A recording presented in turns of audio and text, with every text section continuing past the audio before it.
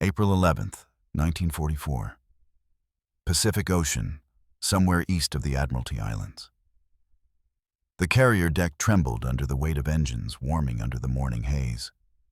Salt wind whipped across the bow, carrying the thick smell of fuel and the sharp sting of metal. Radiomen jogged between aircraft, pilots tightened harness straps, and the deck crew signaled through the rising steam drifting from exhaust stacks. The SB2C Helldiver crouched at the edge of the carrier like a restless animal, its folded wings rattling as if resisting its own design. Inside the cockpit, Lieutenant Harold Maine fought the stick for stability while the aircraft was still chained down. His gloves were already damp. Every pilot who climbed into an early model Helldiver felt the same pulse of uncertainty.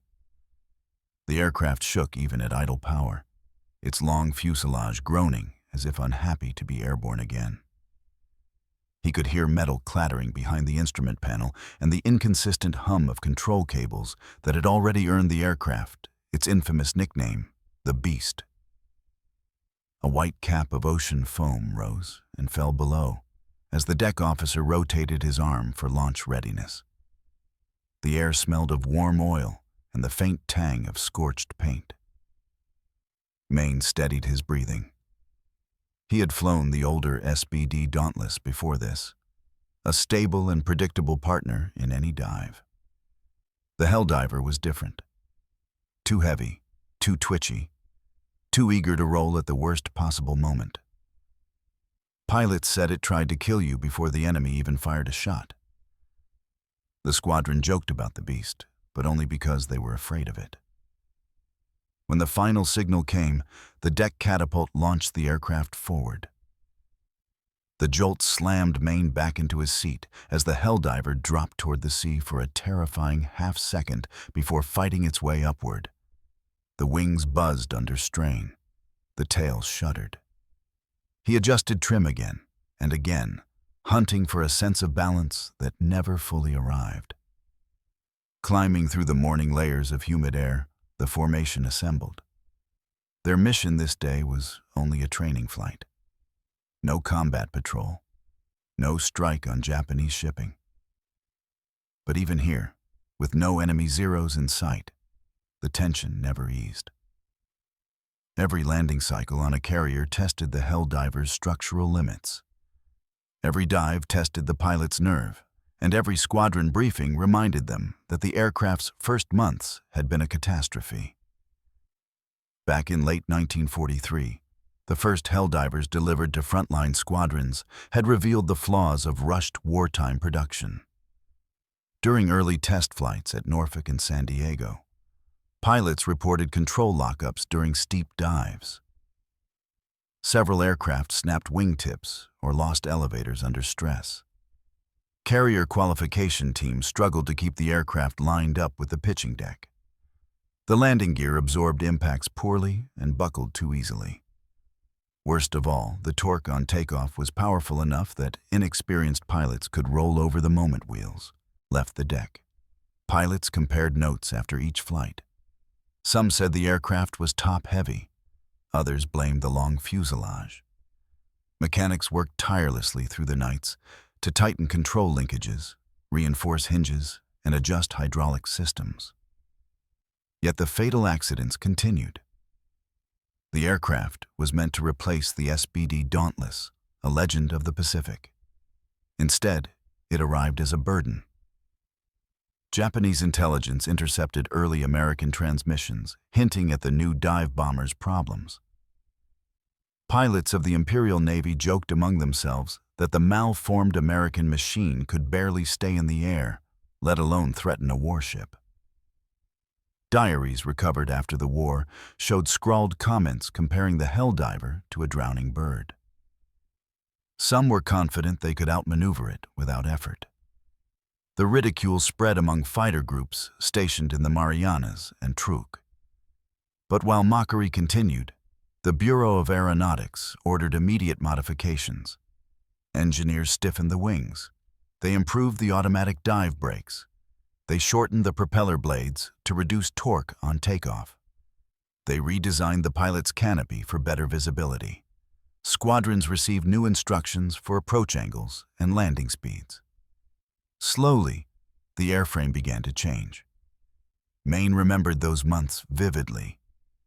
He trained on one of the earliest production blocks and survived only because he learned to anticipate the aircraft's worst habits.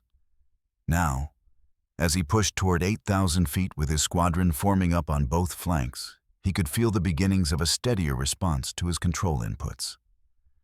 The updated airframe no longer fought him with the same hostility.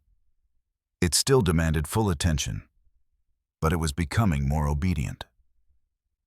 Below the formation, the Pacific stretched into a vast blue carpet, broken only by the white wake of their carrier group. Beyond that horizon waited the operations that would define the coming year. Carriers of the Imperial Navy were still active. Cruisers and battleships still guarded key approaches to the Philippines. The Americans would need a dive bomber with accuracy beyond anything yet fielded. The Helldiver was not ready on this spring morning.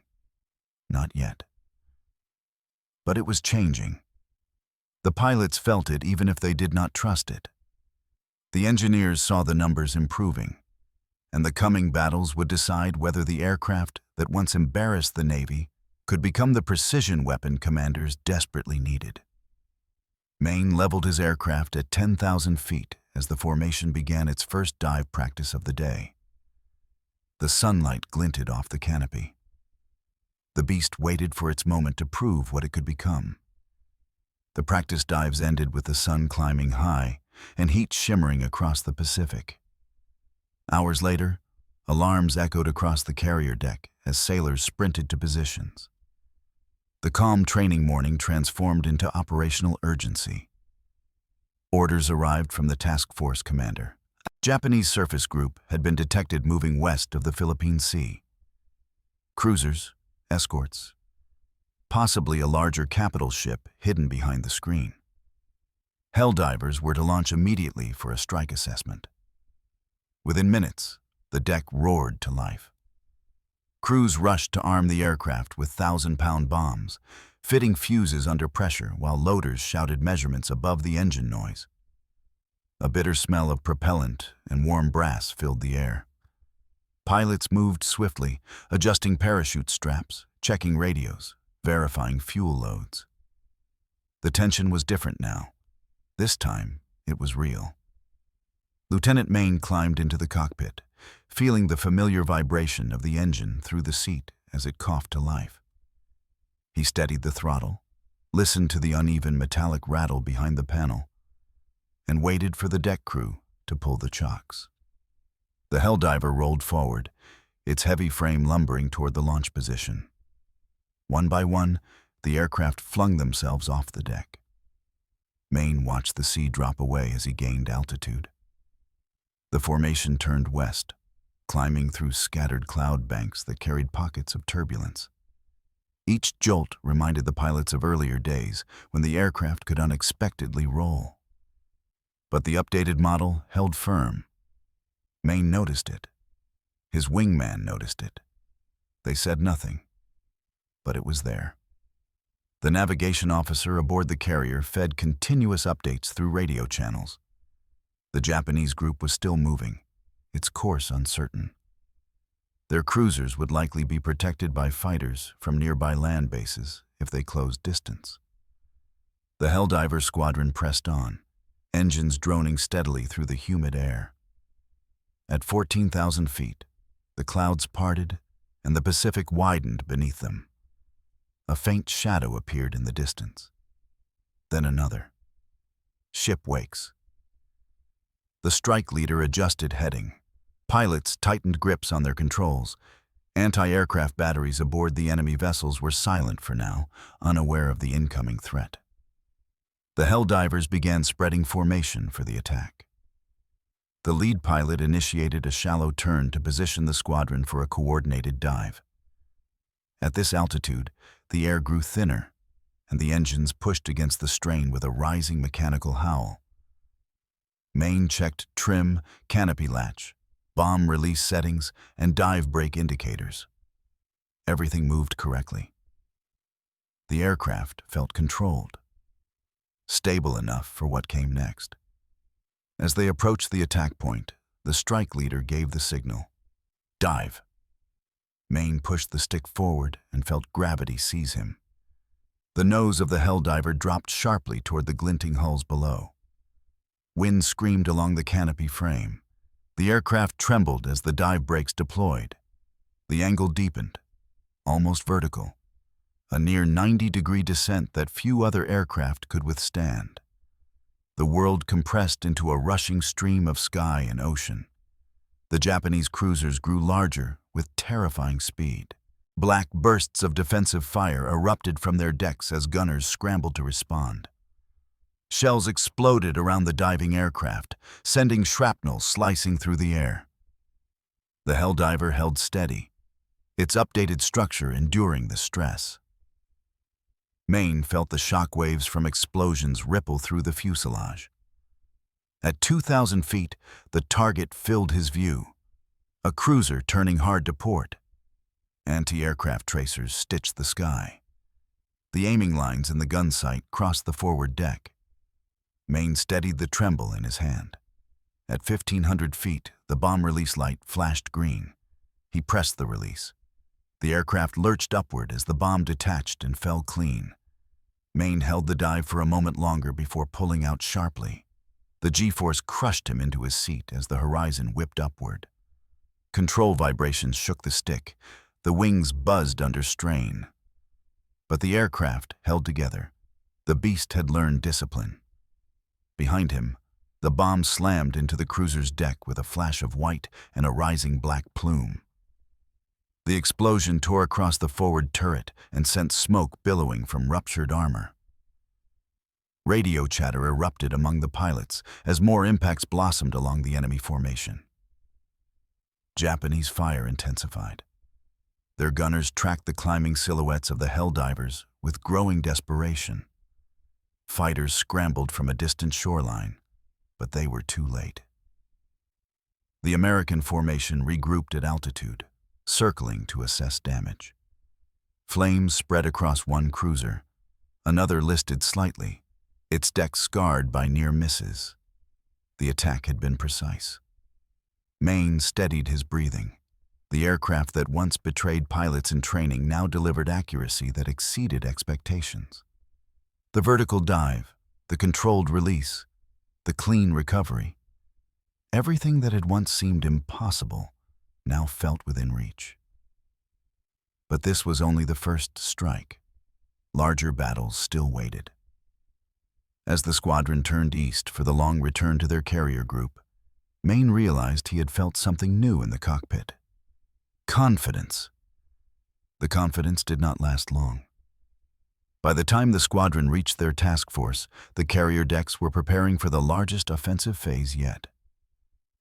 Signals from the fleet commander ordered continuous strikes against the Japanese fleet, withdrawing toward the home islands. The attacks on the cruisers had revealed something important. The Helldiver, once doubted by its own pilots, could deliver accuracy that other carrier aircraft struggled to match. Now, it would be tested against the most protected targets still afloat. In early 1945, the task force approached the waters around the Kur Naval District. Clouds gathered low over the horizon. The sea turned dark and restless.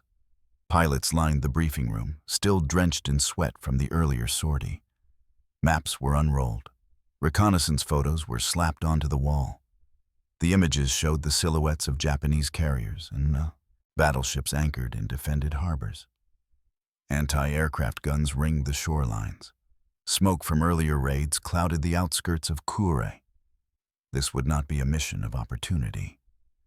It would be a deliberate strike against the last major assets of the Imperial Navy. The officers moved quickly. They explained altitude, approach routes, expected fighter resistance, and timings for coordinated waves. The plan called for Helldivers to lead precision attacks against carriers hiding behind breakwaters and scaffolding. The destruction of these ships was essential. Without them, The Japanese fleet would be unable to support its remaining operations or evacuate key positions. Maine scanned the photographs. One carrier in particular drew his attention. The shape of its flight deck, partially camouflaged, seemed half buried beneath netting. Yet its presence was unmistakable. A ship that had once launched aircraft deep into the Pacific. A symbol of the early war years now trapped under crumbling defenses. If they could destroy these carriers, the enemy would lose not only firepower, but morale. The weather worsened as the strike teams launched. Clouds roiled overhead, forming heavy layers that concealed the horizon. The Helldiver's engine rumbled with steady determination as Maine climbed through choppy air. Lightning flickered inside distant storm columns. Despite the turbulence, the aircraft held true. It no longer fought him as it once had. The improved control surfaces responded smoothly to his inputs. Their approach brought them low over the sea before rising sharply toward the target area. The sky glowed with bursts of tracer fire before they even broke through the final cloud layer. Japanese defenders were already unleashing dense curtains of anti-aircraft shells. Black explosions peppered the sky. Shrapnel whistled past the wings. The formation tightened, each pilot locking into position as they pushed deeper into the storm of fire. When the clouds finally thinned, the harbor came into view. Ships lay scattered among docks and embankments. Smoke blanketed parts of the water. Fires burned along the industrial shoreline. The squadron leader called for attack runs. Helldivers opened their dive brakes and banked toward their targets. Maine's aircraft rolled into a steep descent. The dive was far more violent than the earlier attack on open water. Gusts shoved the aircraft sideways. Crosswinds hammered the control surfaces. Yet the Helldiver remained obedient. The updated structure absorbed the stress without hesitation. Below, the camouflaged carrier grew larger with every passing second. Anti-aircraft bursts erupted around him. A shell detonated close enough to rattle his teeth. The cockpit vibrated violently. Alarms flickered across the panel. Maine fought to keep the dive steady. He felt the force of the wind clawing at the wings. Another burst detonated beneath the aircraft, sending fragments ricocheting against the fuselage. The smell of burning cordite filled the air. At 1,800 feet, he steadied the sightline. The carrier's forward deck lay exposed through the haze. The ship's defenders were firing wildly, trying to catch the descending attackers. Maine adjusted the trim. The Helldiver held firm, the crosshair aligned with the center of the flight deck. At 1,200 feet, the release light blinked. He pressed the switch. The aircraft jerked upward as the bomb detached, falling in a clean arc toward the carrier. Maine held the dive fractionally longer, keeping visual contact with the target. The flight deck expanded in his view. A heartbeat later, a white flash marked the impact point. Fire erupted across the deck. A roar rolled across the harbor as secondary explosions tore through the structure. Maine pulled out of the dive with a violent maneuver. The G-force compressed the air from his lungs. The aircraft screamed in protest, but did not falter. He climbed sharply, gaining altitude through thick smoke and scattered flak. Below, the carrier burned furiously. Flames leapt across the deck, consuming aircraft, fuel lines, and munitions. Other Helldivers struck nearby ships, sending towering plumes of water and fire into the harbor. Japanese fighters scrambled, diving through the haze in desperate attempts to intercept the attackers. The sky devolved into chaos. Hellcats and corsairs arrived to drive off interceptors. The air was filled with tracers, smoke trails, and the spiraling shapes of damaged aircraft. But the Helldivers continued their relentless attack runs, maintaining discipline shaped by years of struggle with their own aircraft. When Maine regrouped with his formation, the harbor was engulfed in flames. Multiple ships burned. Others struggled to stay afloat. The strike leader ordered withdrawal. As the pilots banked away from the devastation, Maine took a final look at the crippled carrier below. The flames spread across its hull in bright orange waves, consuming everything in their path.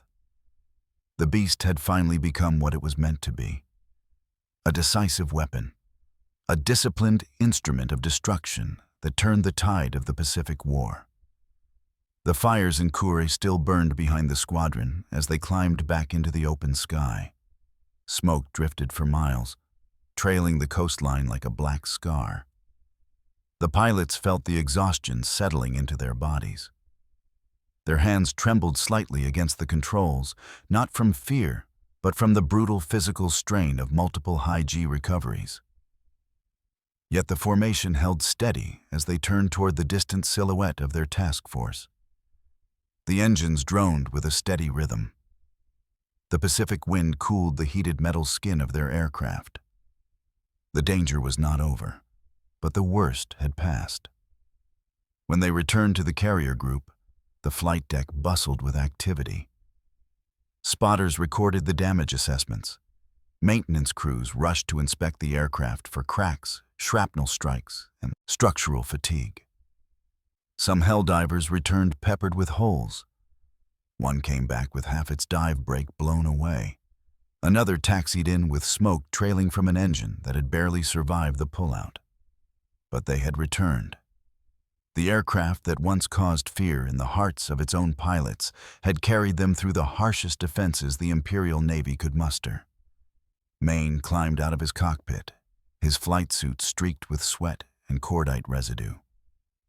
For a moment, he simply stood on the deck, watching the waves roll beneath the carrier. He could still feel the vibration of flak bursting around him. He could still see the burning deck of the Japanese carrier collapsing under the explosion. A small part of him wondered how many pilots on that ship had once laughed at the Helldiver, calling it slow, unstable, or unworthy of respect. The irony hung in the air like the fading smoke of battle. Inside the ready room, the squadron gathered for debrief. Officers read out confirmed strikes. Photographic evidence from gun cameras showed the precision of the bomb hits. Several major Japanese vessels had been heavily damaged or destroyed. Carriers, cruisers, support ships. The enemy had lost valuable assets that could not be replaced. The final phase of the Pacific War was accelerating, and the Helldiver was now at the center of it. The transformation was undeniable. The aircraft that sailors once nicknamed the Beast in frustration had evolved into a trusted weapon. Its near-vertical dives outperformed earlier dive bombers. Its rugged frame survived punishing recovery arcs. Its upgraded handling allowed pilots to make the kind of precise adjustments that Japanese anti-aircraft gunners struggled to counter. The Helldiver no longer fought its pilots.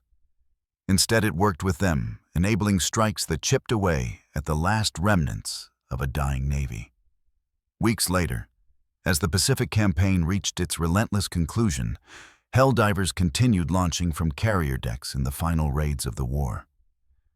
They struck coastal fortifications, industrial centers, troop concentrations, and the remaining fragments of naval power.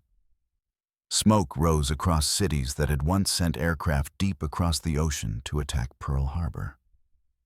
Now the roles were reversed. American carriers controlled the sea. American aircraft controlled the sky. The Helldiver, once an object of ridicule, now played a critical role in defining the end. Maine flew mission after mission, his confidence growing with each sortie. There were still moments of danger. Flak still shattered the air around him. Weather still threatened to tear aircraft apart. Engine failures still lurked like unseen predators. But the aircraft held together. In every dive, the stability that pilots once doubted became their greatest strength. During one of the last major operations, Maine found himself circling above the smoldering remains of yet another target. The ship below listed sharply, its hull glowing. from internal fires. The attack had been clean, accurate, effective. As he turned toward his carrier for the final time, he felt a weight lift from his shoulders. He knew what this aircraft had meant to the Navy, what it had meant to the war, what it had meant to him. The beast had redeemed itself. In the months that followed Japan's surrender, many Helldivers were retired or scrapped as newer designs took their place. But the pilots who flew them remembered every dive, every shudder of the airframe, every moment when the aircraft held together in situations that would have torn lesser machines apart. The Helldiver's reputation had been won not by design documents or factory specifications, but by the pilots who trusted it in the final, decisive battles of the Pacific. Maine stood on the carrier deck one last time as the war officially ended. The sea was calm, the sky clear. No smoke, no explosions.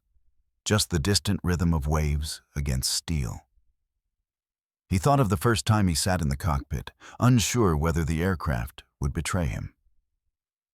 And he thought of the last time, when it carried him safely through the deadliest defenses of the war. The Helldiver had once been mocked. It had once been feared by its own pilots. But in the end, it sank ships that were never meant to fall, survived dives that seemed impossible, and helped dismantle an empire that believed it could not be touched. Its legacy lived not in its early failures, but in the fire and courage of the men who learned to master it.